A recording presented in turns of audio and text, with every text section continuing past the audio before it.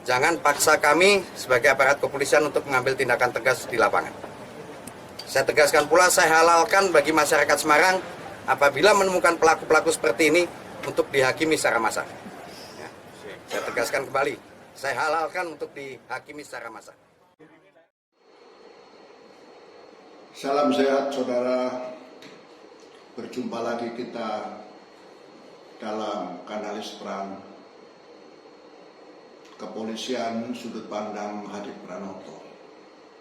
Kali ini video saya beri judul Polisi Menghalalkan Cara.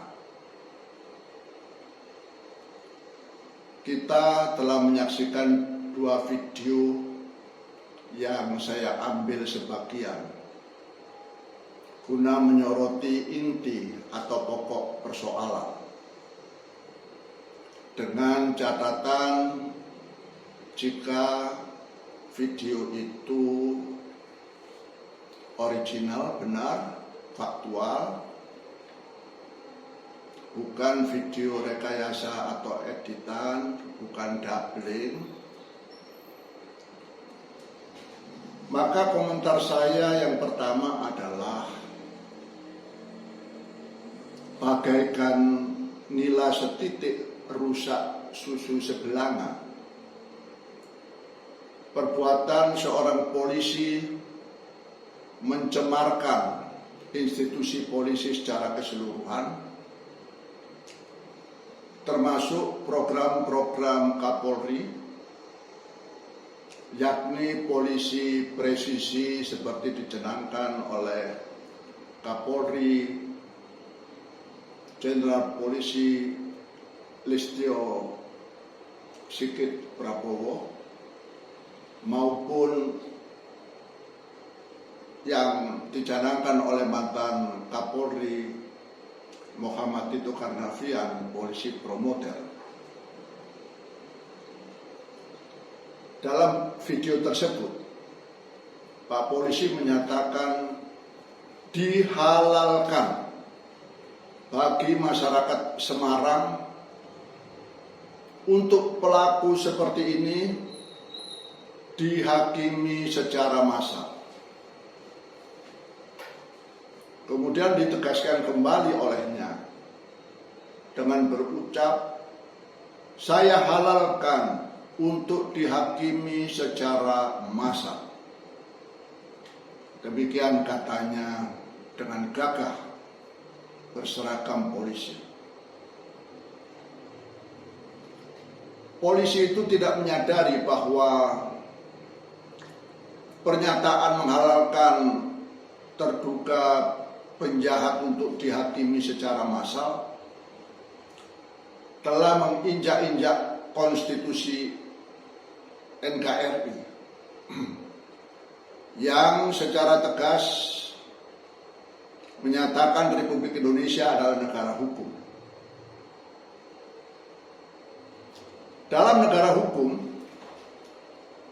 maka perilaku pemerintahan, termasuk di dalamnya kepolisian, sebagai bagian integral dari pemerintah yang bertugas menjaga keamanan, ketertiban, menegakkan hukum, mengayomi, melindungi, dan melayani masyarakat, haruslah berdasar peraturan perundang-undangan.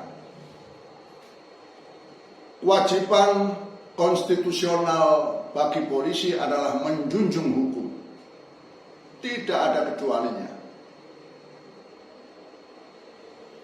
Perilaku anggota kepolisian dilandasi oleh 3 nada atau 3 kaul yang disebut tribrata. Di antaranya adalah nadar untuk menjunjung tinggi kebenaran, keadilan, dan kemanusiaan dalam menegakkan hukum negara kesatuan Republik Indonesia.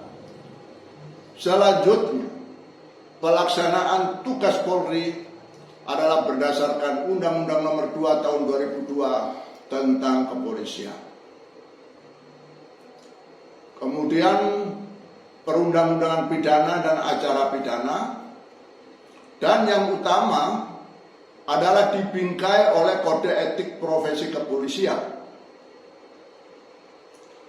Oleh karena itu, dari berbagai norma yang melandasi tugas kepolisian untuk menjaga keamanan, ketertiban, penegakan hukum, melindungi, mengayomi, dan melayani masyarakat, maka pernyataan polisi yang menghalalkan penghakiman massa adalah pernyataan sesat yang tidak sepantasnya diucapkan oleh anggota polisi.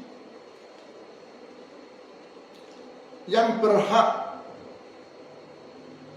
mengadili dan menghukum penjahat adalah pengadilan, bukan massa. Perlu diketahui oleh polisi, jika massa itu melakukan penganiayaan atau bahkan mungkin pembunuhan, adalah disebabkan adanya emosi massa. Emosi terhadap terduga penjahat atau orang yang dianggap jahat, dan emosi terhadap ketidakmampuan polisi menjaga keamanan dan ketertiban. Jika polisi profesional dan prediktif, para intelkam polisi, para intel polisi seharusnya mampu mendeteksi gejala awal akan terbitnya keonaran atau potensi gangguan terhadap keamanan dan ketertiban masyarakat, sehingga polisi segera hadir, dan dengan demikian polisi mampu mengamankan dan menertibkan. Dalam hal ini katakanlah polisi mampu mengamankan dan menertibkan terhadap kerumunan atau gerombolan geng motor, sehingga tidak akan terjadi ekses daripada gerombolan anak-anak muda usia yang syarat tersulut heroisme sesatnya tersebut. Polisi tidak bisa menghalalkan gerombolan massa semisal gerombolan massa demo yang menganiaya Ade Armando. Anak-anak muda usia sekitar 16 tahun yang bergabung dalam suatu geng motor lebih disebabkan oleh keresahan jiwa mudanya dan adanya proses pencarian identitas diri, hal mana merupakan tanggung jawab orang tua, tanggung jawab sekolah, tanggung jawab tokoh masyarakat, tokoh agama, dan juga Binmas Polri untuk membinanya. Jika ada pelanggaran hukum seperti disampaikan oleh polisi tadi, berupa kekerasan bersenjata tajam, atau juga misalnya terjadi perusakan, penganiayaan, atau bahkan pembunuhan, polisi harus hadir dan diproses secara hukum. Jangan diserahkan kepada pengadilan massa. Menghalalkan pengadilan jalanan, menghalalkan pengadilan massa, berarti tidak menghargai fungsi penegakan hukum Polri itu sendiri, melecehkan fungsi kejaksaan, dan tidak menghormati lembaga pengadilan. Sehingga kita cukup dibuat kaget-kaget, saudara, terjadi di era di mana polisi sedang gencar mencanangkan program polisi presisi dan polisi sedang mendapat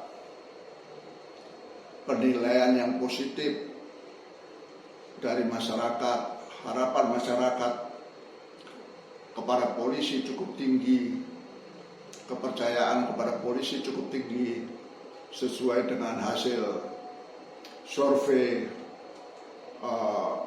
lembaga survei pada akhir tahun 2021 dan awal 2022. Semoga ini menjadi pelajaran dan kita berharap ke depan tidak terjadi lagi adanya pengadilan massal tersebut. So, kalau ini dihalalkan, maka ke depannya masyarakat kita berpotensi dan terancam kekacauan. Sebab akan gampang orang melakukan penghakiman massa dengan alasan emosi, tidak suka gregetan terhadap siapa yang diadili secara massal tersebut.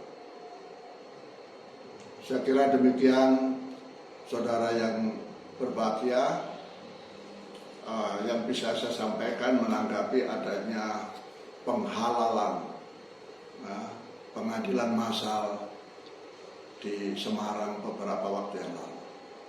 Salam sehat. Semoga saudara sekalian senantiasa diberkati kesehatan oleh Tuhan Yang Maha Kuasa sehingga dapat menjalankan tugas dan kewajiban sebaik-baiknya. Terima kasih.